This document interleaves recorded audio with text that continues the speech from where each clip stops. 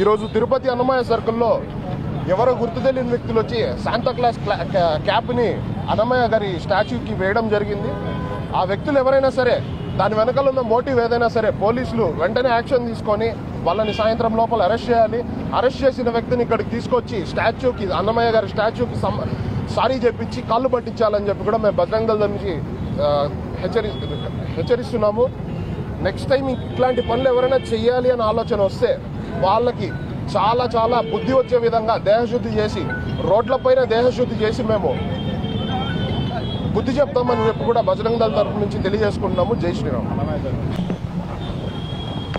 ఈ దినము ఉదయం మాకు రాబడిన సమాచారం ప్రకారము అన్నమయ్య సర్కిల్లో జంక్షన్లో అన్నమయ్య స్టాచ్యూ మీద శాంతోన్ పెట్టారని చెప్పి సమాచారం రాగా ఈస్ట్ ఎస్ఐ, యూనివర్సిటీ ఎస్ఐ, మా సిబ్బంది అంతా ఇమీడియట్గా రష్ కావడం జరిగింది. అక్కడ ఉన్నదని తీసేసి తర్వాత దీనికి సంబంధించి బజరంగ దళాలు ఫిర్యాదు ఇస్తారని చెప్పారు. దాని మీద ఫిర్యాదు మీద కేసు రిజిస్టర్ చేసి ఉన్నత తెలియజేసి దీని మీద ఎవరైనా ఇలాంటి చర్యలకు పాల్పడిన వాళ్ళు కఠినమైన చర్యలు తీసుకుంటాం. ఇది చిన్న చిన్న దీని మీద వేరే రకంగా రియాక్షన్ కాకుండా మతపరంగా ఏదో చేయాలని కొంతమంది అనుకుంటారు. బట్ ఎవరన్నా ఆకతాయిల చర్యగానే ఉంటుంది ఇట్లాంటివి.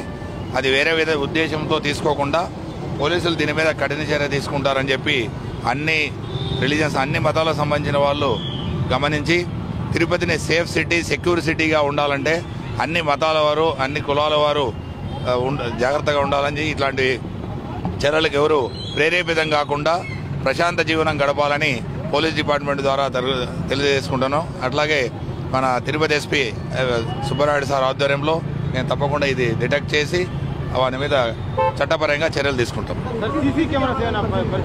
అవన్నీ పరిశీలిస్తాం. ఇప్పుడే మన నోటీసుకు వచ్చింది. మేము టెక్నికల్ ఎవిడెన్స్ ఏమేమి చేయాలో అవన్నీ చేసి ఖచ్చితంగా ముద్దాయిని పట్టుకుంటాం. ఎంత దౌర్భాగ్యమైన సంఘటన. ఒక హిందువుగా మేము బతికుండగా ఇలాంటి సంఘటన చూస్తామనుకోలేదు. కలియుగ దైవం ఆ వెంకటేశ్వర స్వామికి ఎంతో ప్రాణమైనటువంటి అన్నమయ్య నెత్తి మీద ఆ యేసుక్రీస్తు సంబంధించినటువంటి టోపీ పెట్టడం ఇక్కడ ఏమవుతోంది? ప్రభుత్వం ఏం చేస్తోంది? సనాతన ధర్మ రక్షణకు ప్రాణాలు ఇస్తానన్న పవన్ కళ్యాణ్ గారు ఈ రోజు ఏమైంది? మా ప్రాణాలు తీయడానికే మీరు డైలాగ్ చెప్పారా? ఏంటి ఈ బాధ? బిఆర్ నాయుడు గారు, మీరు తిరుమల ద్వారికి కానీ ఇక దేనికన్నా మీరు వస్తానంటే మీరు సహించము, నా ధర్మం కోసమే నేను ప్రాణాలు ఇస్తాను, నా సొంత డబ్బులతో నేను పనిచేస్తానన్నారు. ఏంటి ఈ సంఘటన? గతంలో ఎంతవరకు చూడలేదు. బ్రిటిష్ కాలంలో చూడలేదు, మొఘలుల కాలంలో కూడా చూడలేదు. ఇంకా దౌర్భాగ్యకరమైన సంఘటన ఏమంటే తిరుపతిలో ఏ కూడల్లో కూడా సీసీ కెమెరాలు పనిచేయడం లేదు. ఒక్క కూడల్లోనే సీసీ కెమెరాలు పనిచేస్తే ఇట్లాంటి దౌర్భాగ్యకరమైన సంఘటన ఎవరికైనా చేయాలంటే ధైర్యం ఉంటుందా?